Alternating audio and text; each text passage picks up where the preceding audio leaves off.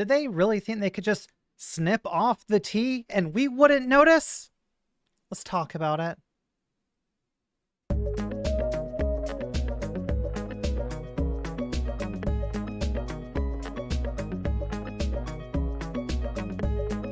All right, I'm going to try to do this one in one go, quick, not a 30 or 45-minute video, as fast as I can. So I came across this article by Ken Klippenstein, and I want to discuss it. It's entitled, Feds Disappear Trans People from LGBT, as subtitle, Intel Reports on Threats to Pride Events Reveal Campaign to Stamp Out the Word Transgender. So if you are more than familiar with the attacks recently that the federal government has been doing against trans people, this is yet another, might seem like a minor thing, but it's still something that we should note. The Trump administration's war on diversity has a new casualty, removing the T for transgender from LGBT in its internal threat reports, according to copies I've obtained. 2 federal intelligence reports warning of threats to Pride Day events in June make repeated reference to the dangers to the LGBT plus community, with no mention whatsoever of transgender people. This comes amid the Trump administration's campaign to capitalize on the death of Charlie Kirk to wage war on transgender suspects as nihilistic violent extremists. We covered some of that in the last video. The sad irony here is that transgender people suffer the highest rates of hate crimes of any group within the LGBT community, underscoring how strange it is to omit them for reports intended to enhance public safety. Adoption of the LGB plus acronym has been observed in several other federal agencies since Trump took office, including, as I report at the time, the State Department. The use of the term by the national security state has not been previously reported. Commenting on the removal of references to transgender people on the National Park Service's official website earlier this year, New York Governor Kathy Hochul condemned the move as cruel and petty, adding, transgender people play a critical role in the fight for LGBTQ plus rights, and New York will never allow their contributions to be erased. Now, I don't know if you remember or not, but they tried to do this with the Stonewall Memorial. They tried to remove the T from that, and then later on tried to go back and remove the B from it, because they are never satisfied with this. I've talked to LGBT plus people that very sadly seem to have bought in to this right-wing propaganda where they feel like, oh, well, the LGB community should divorce from the T. This makes no sense whatsoever. You cannot just divide off the T from the rest of the acronym, because all of this glad hands together. Transgender people challenge traditional roles and stereotypes in a gender sense, but whenever you look at the other parts of the acronym, the LGB part of it, some people say, well, that's sexuality. That doesn't really have to do with gender. And it absolutely does, because the exact same reasons that people will often be disgusted by trans people is not only because we are challenging gender norms and roles. Like, they're not mad that I would cook or go clean or something. They are mad because of what that implies for a cis heteronormative structure within the society that they want. They want a forced heteronormativity to exist. That's why they argue that like families should be one man, one woman, and like 2.5 kids in a house, the Matt Walsh types. They are mad because they view our existence as somehow threatening their ability to start having a family. They feel like if our existence is normalized, then more people will feel okay with starting non-traditionally structured families, at least, you know, not traditional to their structures. They feel like 2 men living together, 2 women living together is just not acceptable. They don't even think a man and a woman should be living together if one of them is trans. They think that we should not exist. They will go out of their way and to whatever lengths necessary to erase us from existence. And this absolutely also dovetails right in with the First Amendment free speech stuff that we've seen with them trying to like cancel comedians and that type of thing. Because not only do they cancel comedians and anyone that says something that they don't like, they also go out of their way to try to censor books that you can read at libraries, or will say like children ought not be taught that LGBT plus people exist whatsoever, even though a good portion of those kids are are LGBT kids. They are going to grow up and be LGBT people. It just ends up being an issue where they might be more confused about who they are. They might not be able to put words to concepts, but they are sure going to feel it. And the only thing this type of move serves in trying to chop off the T from LGBT plus is they are trying to just erase trans people. They've already gone out of their way. And I know the FBI designated their little new terrorist category of nihilistic, ideological extremist. Their goal is to get rid of the idea that trans people can be normal, like we are just regular people. But it's not going to end there. If you are an LGBT plus person, they are still aiming at you. They are still coming for you too. They are not going to turn around and attend your gay wedding. They're not going to say that cake makers should make gay wedding cakes. They're not going to say that you deserve the ability to be able to adopt kids. They are not going to leave you alone either. As soon as we lose all of our rights as trans people, if we allow them to cut off the T and erase us out of society, you are next. They, just like they did with the B at the Stonewall Monument, they will be coming for you. Continuing this article. The threat of violence against the LGBT plus community and pride events primarily stems from ideological motivated lone offenders or small groups of individuals with anti-LGBT plus grievances, the report begins. According to NYPD, New York Police Department, several acts of violence and intimidation targeting the LGBT plus community have occurred over the past several years in the NYC area. Gee, wasn't there like a massive attack on LGBTQ people like not too long ago? Wasn't it called like Club Q? I wonder what the Q stood for in Club Q. LGB. Well, it's not an LG or a B. It's a Q. And it was an attack on the LGBT plus community. Do you think that that person that attacked that club, do you think that they would have differentiated LGB from LGBTQ? Oh, wait, Q right there. The 11-page threat report covers everything from suicide drone attacks and improvised explosive devices. Ken, you spelled devices with 2 S's there. I just gotta fix that. Sketching out the dangers to LGB plus people, gay couples, Hispanic people, Jewish people, Muslims, Arabs, Sikhs, South Asians, Middle Easterners. Even Luigi Mangione makes an appearance, but nowhere in the entire report are transgender people mentioned. Again, the highest risk group in the LGBT plus community. On top of that, LGBT plus women of color are going to be the most vulnerable. But of course, they're going to erase them as well, because I'd hate to tell people like Dave Chappelle that are so politically illiterate, he didn't realize that when he's just making blanket statements attacking trans people, that he was also attacking black trans people as well. It's wild that this just goes unacknowledged very often.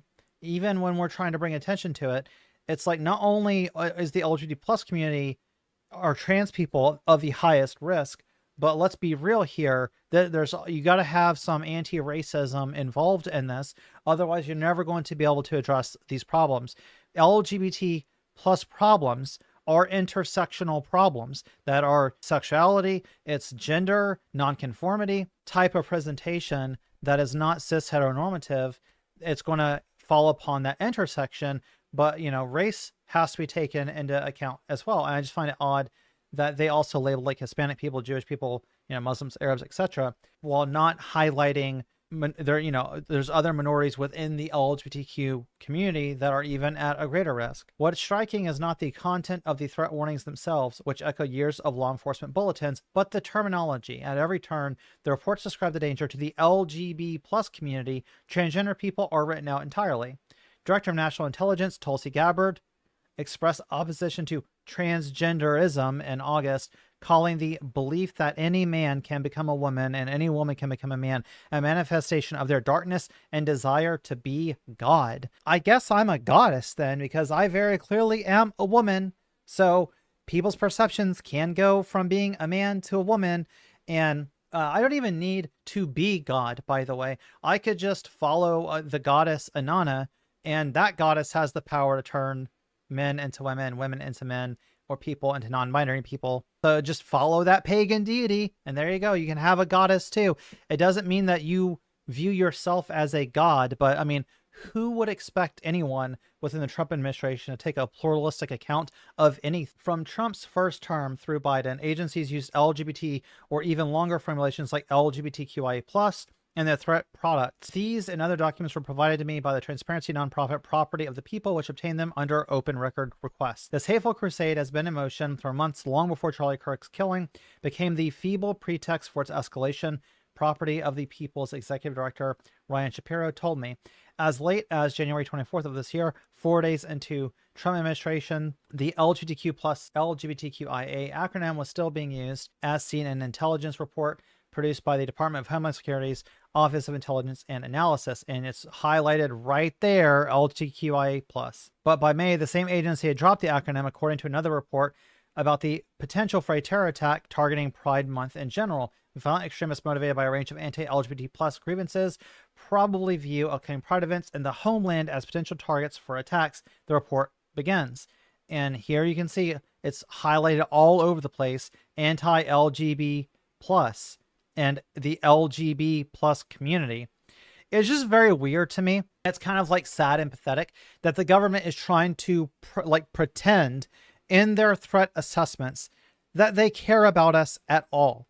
Like, if you're going out of your way to refer to our community and you're calling us the LGB+, so you are already like trying to erase trans people or, you know, queer, you're trying to just remove the rest of the acronym. Like, it already seems like you don't give a crap about us. So like, what's the point in even doing this? Many people, I wouldn't even be surprised at this point. It seems like every single time like there's a mass shooting, for instance, I feel like at this point, Kash Patel, the FBI, they just make up whatever they want to. Like, they just want it to be a trans person, and they will make that narrative happen however they have to. And at this point, I feel like Kash Patel is writing such like fiction about this that I wouldn't be surprised if like there's some other mass shooting and Kash Patel comes out and he's like, I have to say, we know who did it. It was the Transinator.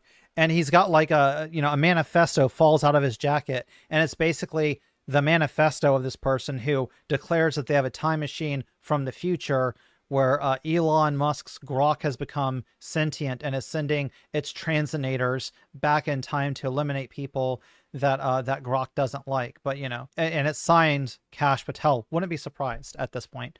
Like, it's a complete fucking comedy show. Referencing far-flung groups like ISIS and Al-Qaeda, the report is brimming with tactical advice proposing moves like monitoring for pre-operational surveillance by threat actors, sweeps of event sites for abandoned containers, and even public awareness campaigns, but not once are trans people mentioned. Disclaimers appear in the documents about the national security state's painstaking efforts to respect the civil liberties of people's race, ethnicity, national origin, religion, sex, and on and on. The FBI could start by getting its terminology right, perhaps with one of their public awareness campaigns.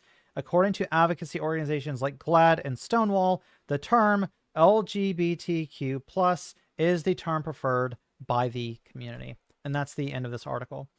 I find it absolutely ridiculous that, these MAGA is going to pretend at all. Like, could you imagine this organization is like, hey, we're going to give a threat assessment. Here's ways that you can try and protect this community. And this is like, the FBI, the Office of Intelligence Analysis. And yet the president himself is like declaring war on the left and is trying to essentially insinuate that all trans people are somehow dangerous. And you have right-wing influencers like Matt Walsh and stuff like that saying that every single one of us should be locked up. It's just a very sad thing. And obviously not every single government agent, not every single FBI agent is anti-trans. I mean, some of them might be trans themselves or might be LGBT+ in some type of way. So hashtag not all in this, right? I'm not trying to insinuate that every single officer, right? That's would obviously be hyperbole, but it's undeniable that the leadership that these organizations have right now absolutely is hostile to trans people. And just the amount of celebrating of violence that I see coming from the right wing. Let's not kid ourselves. A lot of people within police departments, a lot of people within the FBI, a lot of people within Trump's DOJ are absolutely the exact same type of people that would have been made up of the Proud Boys, Oath Keepers, that type of thing. And I wouldn't be surprised if they actually celebrated violence done to us, and they didn't bother trying to prevent anything.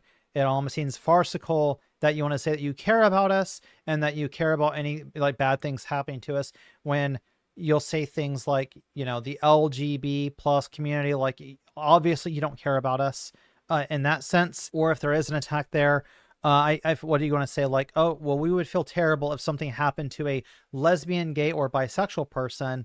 Then we ask, well, what about the trans people there? And it's like, oh, even though trans people can also be lesbian, gay, bisexual, etc. Like nothing stops you from expressing, you know, diverse sexuality just because you're trans. It just doesn't make sense. It's sad. It's pathetic. This is just yet another attempt to erase us, just like they try to do off the Stonewall Monument. But that's not going to happen. Not going to just erase us. You can't just snip a letter off the acronym and be like, oh, well, they don't exist anymore. Turns out that we actually do have actual existence. We don't just exist on paper. We live within reality. And hopefully, even if you are somebody who's more conservative, you will recognize this as the propagandistic garbage that it is. And you will also push back against the idea that they're telling you what to say. They're telling you that, oh, you have to say the LGB plus when you're referring to our community. If they can tell you what to say, right, they can tell you what to think. You're allowed to hear LGBT plus. You're allowed to say LGBT plus. You're allowed to think LGBT plus. And we can tell just by the amount of searches that conservatives do for transgender corn, shall we say, that they very much think about us quite a bit.